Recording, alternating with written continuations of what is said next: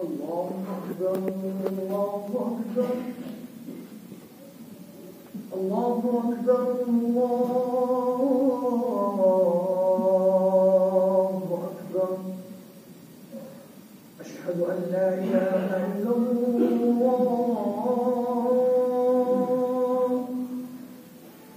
أشهد أن لا إله إلا الله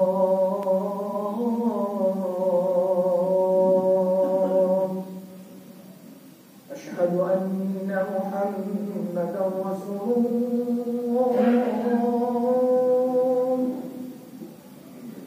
أشهد أن محمدا رسول الله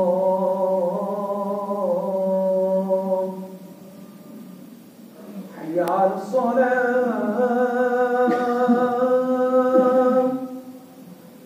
حي على الصلاة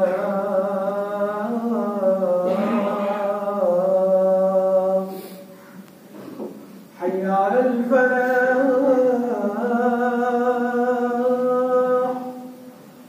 حي على الفلاح الله أكبر الله أكبر لا إله إلا الله.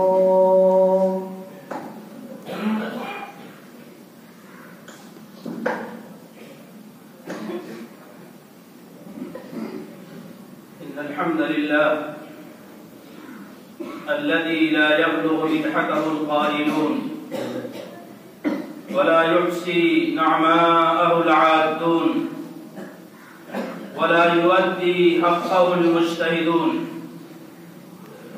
الذي ليس لصفته حد محدود ولا نعت موجود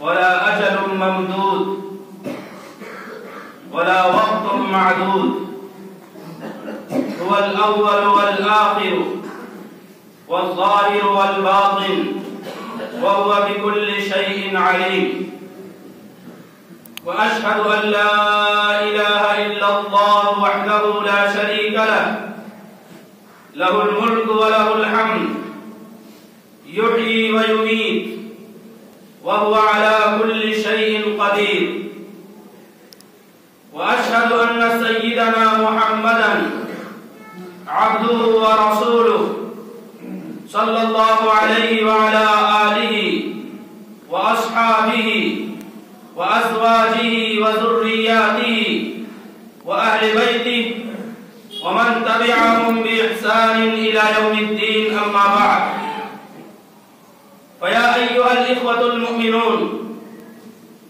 أوصيكم ونفسي بتقوى الله عز وجل لأن الله عز وجل يقول ولقد وصينا الذين أوتوا الكتاب من قبلكم وإياكم أن اتقوا الله وأوصيكم ونفسي بالعفو والصفح والإعراض عن الجاهلين لأن الله عز وجل يقول مخاطبا لنبيه صلى الله عليه وآله وسلم خذ العفو وأمر بالعرف وأعرض عن الجاهلين. أيها الإخوة المؤمنون من الصفات العظيمة المحمودة بل من أمهات الصفات والأخلاق الحلم والأنات. الحلم معناه العقل والفهم والأنات هو ترك العجلة وضبط النفس. فالحليم اسم جليل من أسماء الله الحسنى وقد وردت هذه الكلمة في القرآن الكريم 11 مرة. والله غني حليم والله غفور حليم والله عليم حليم. فالحليم الذي لا يعجل العقوبة على عباده بسبب ذنوبهم. وقد استعملت هذه الكلمة للأنبياء السابقين أمثال إبراهيم وشعيب وإسماعيل عليهما الصلاة والسلام، وهؤلاء كانوا أشد الناس صبرا واستقامة وبلاء على أقوامهم. قال الله سبحانه وتعالى عن إبراهيم عليه الصلاة والسلام: إنه لأواه حليم. وقال عن شعيب عليه الصلاة والسلام بلسان قومه: إنك لأنت الحليم الرشيد. وقال تعالى عن إسماعيل عليه الصلاة والسلام: فبشرناه بغلام حليم.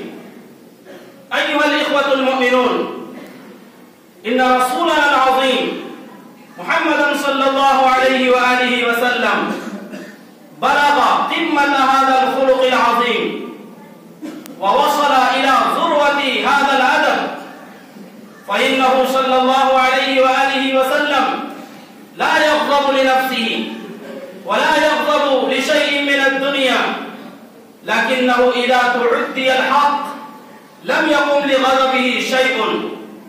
قال أنس بن مالك رضي الله عنه: خدمت النبي صلى الله عليه وآله وسلم 10 سنين فلم يقل أف لي ولم يقل لما فعلت وهلا فعلت كذا. وقد جاء في صحيح البخاري وصحيح مسلم عن أنس رضي الله عنه قال: بينما نحن جلوس مع رسول الله صلى الله عليه وسلم إذ جاء أعرابي فقام يبول في المسجد، فقام الصحابة رضي الله عنهم وقالوا: مه. فقال النبي صلى الله عليه وسلم: دعوه لا تزرموه، أي لا تقطعوا عليه البول. ثم لما فرغ من البول فدعاه النبي صلى الله عليه وسلم وقال: إن هذه المساجد لا تصلح لمثل هذا من البول والقدر والنجاسة، إن هذه المساجد للصلوات ولتلاوة القرآن ولذكر الله عز وجل. ثم أمر رجلا من القوم فجاء دلو من الماء فصبه عليه. وللعلم والأنات فوائد كثيرة ومنافع جمة وثمار عظيمة في هذه الدنيا وفي الآخرة، وذلك ما أشار إليه النبي صلى الله عليه وسلم في حديثه: من كظم غيظا وهو قادر على أن ينفذه دعاه الله عز وجل على رؤوس الخلائق حتى يخيره من أي الحور العين ما شاء. هكذا قال النبي صلى الله عليه وسلم. أيها الإخوة المؤمنون، جعل الله عز وجل الحلم والأنات من صفات عباد الله المتقين، فالحلم والأنات والصبر والعفو والمغفرة جعل الله عز وجل من علامات القوة، لا من علامات الضعف ولا من علامات الاستكانة ولا من علامات العجز. وهذه الصفة أي صفة الحلم من صفات عباد الرحمن الذين تحدث الله عز وجل عنهم في القرآن الكريم: وإذا خاطبهم الجاهلون قالوا سلاما، أي قالوا قولا يسلمون فيه من الإثم ومن القبح ومن اللوم ومن سوء العاقبة، ويعرضون إعراضا تاما عن الجاهلين. فالنبي صلى الله عليه وآله وسلم قد دعانا إلى هذه الصفة أي صفة الحلم. فالجهل في القرآن استعمل ضد الحلم ليس ضد العلم، فإن الجاهل في القرآن كل من عصى الله عز وجل، الجاهل في القرآن كل من غلب الشهوة على الحق، الجاهل في القرآن كل من غلب الهوى والشهوة على العدل، والسفيه الجاهل الذي قد خالف الشريعة الإسلامية ولو كان حاملا للشهادات العريضة الواسعة. ولا شك أن هناك مرتبتين: مرتبة العدل ومرتبة الفضل. فأما مرتبة العدل فهي أن تقابل السيئة بالسيئة. قال الله سبحانه وتعالى: وإن عاقبتم فعاقبوا بمثل ما عوقبتم به ولئن صبرتم لهو خير للصابرين. وأما مرتبة الفضل فهي أن تقابل السيئة بالحسنة، بالكلمة الحسنة، بالقول الجميل، بالكلمة الطيبة وبالسيرة المثالية. ذلك لأن الله سبحانه وتعالى يقول: ولا السيئة ادفع بالتي هي أحسن فإذا الذي بينك وبينه عداوة كأنه ولي حميم. أيها الإخوة المؤمنون، مدح الله سبحانه وتعالى في القرآن الكريم المؤمنين الصادقين الكاظمين الغيظ والعافين عن الناس والمحسنين كذلك مدحا كثيرا، وأعد لهم جنات تجري تحتها الأنهار. وقد وردت قصة في صحيح البخاري أن عيينة بن حصن إنه مرة استأذن على عمر بن الخطاب رضي الله عنه، وكان أحد أجلاف الأعراب وكان أحد جفاة الأعراب وكان سيدا في قومه، فأذن له عمر بن الخطاب رضي الله عنه، فدخل عليه وقال: يا ابن الخطاب، والله لا تعطينا الجزل ولا تحكم بيننا بالعدل. فغضب بذلك عمر رضي الله عنه فهم به، وكان أحد الجلساء قال لعمر رضي الله عنه: يا أمير المؤمنين، إن الله سبحانه وتعالى قد أمرنا بالإعراض عن الجاهلين، قال تعالى: خذ العفو وأمر بالعرف وأعرض عن الجاهلين. وكان عمر رضي الله عنه وقافا عند كتاب الله عز وجل فتوقف عن ذلك. قال الله سبحانه وتعالى: واصبر على ما يقولون واهجرهم هجرا جميلا. فالهجر الجميل الذي لا أذى بعده، والصبر الجميل الذي لا شكوى بعده، والصفح الجميل الذي لا عتاب بعده. وقد قال النبي صلى الله عليه وسلم في وصيته لصحابي: لا تغضب. معنى لا تغضب أي لا تطع الغضب، بل ألجم النفس وألجم لسانك بلجام التقوى. وأيضا مدح النبي صلى الله عليه وسلم الأشج لعبد القيس: إن فيك لخصلتين، الحلم والأنات، يحبهم الله. أقول هذا وأستغفر الله لي ولكم ولسائر المسلمين من كل ذنب فاستغفروه إنه هو الغفور الرحيم.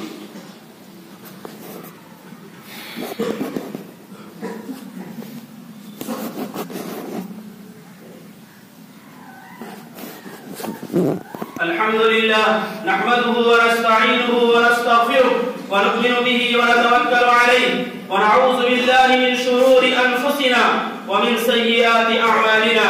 من يهده الله فلا مضل له ومن يضلله فلا هادي له، ونشهد أن لا إله إلا الله وحده لا شريك له، ونشهد أن سيدنا محمدا عبده ورسوله صلى الله عليه وعلى آله وأصحابه وأزواجه وذرياته وأهل بيته وبارك وسلم تسليما كثيرا.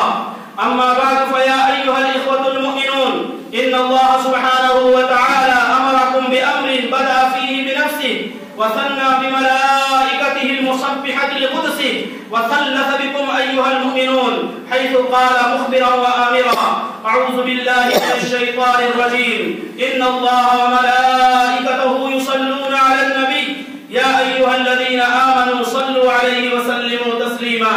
اللهم صل على محمد وعلى آل محمد كما صليت على إبراهيم وعلى آل إبراهيم إنك حميد مجيد. اللهم بارك على محمد وعلى آل محمد كما باركت على إبراهيم وعلى آل إبراهيم إنك حميد مجيد. اللهم صل وسلم على سيدنا ونبينا محمد وعلى آله وأصحابه، ولا سيما على سيدنا أبي بكر الصديق صاحب رسول الله في الغار، وعلى سيدنا عمر الفاروق قائم أساس الكفار، وعلى سيدنا عثمان ذي النورين صاحب الحياء والوقار، وعلى سيدنا علي المرتضى أسد الله الجبار، وعلى سيدي شباب أهل الجنة الحسن والحسين رضي الله تعالى عنهما، وعلى أمهما سيدة النساء فاطمة الزهراء رضي الله تعالى عنها، وعلى عمي النبي المكرمين بين الناس أبي عمارة حمزة وأبي الفضل العباس، وعلى سائر الصحابة والتابعين ومن تبعهم بإحسان إلى يوم الدين. أولئك حزب الله، ألا إن حزب الله هم المفلحون.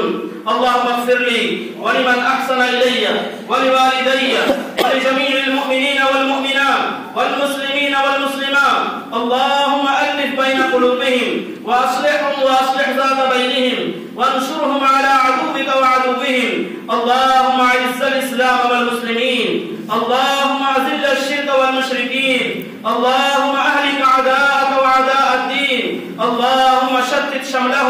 اللهم مزق جمعهم، اللهم فل حدهم، اللهم نكس أعلامهم، اللهم خذهم أقصى عزيز مقتدر. اللهم انصر من نصر دين محمد صلى الله عليه وآله وسلم واجعلنا منهم، واخذل من خذل دين محمد صلى الله عليه وآله وسلم ولا تجعلنا منهم. عباد الله رحمكم الله، إن الله يأمر بالعدل والإحسان وإيتاء ذي القربى وينهى عن الفحشاء والمنكر والبغي يعظكم لعلكم تذكرون. اذكروا الله العلي العظيم يذكركم، وادعوه يستجب لكم، واذكروا نعمه يزدكم، ولذكر الله تعالى أعلى وأولى وأهم وأتم وأجل وأكبر، والله يعلم ما تصنعون.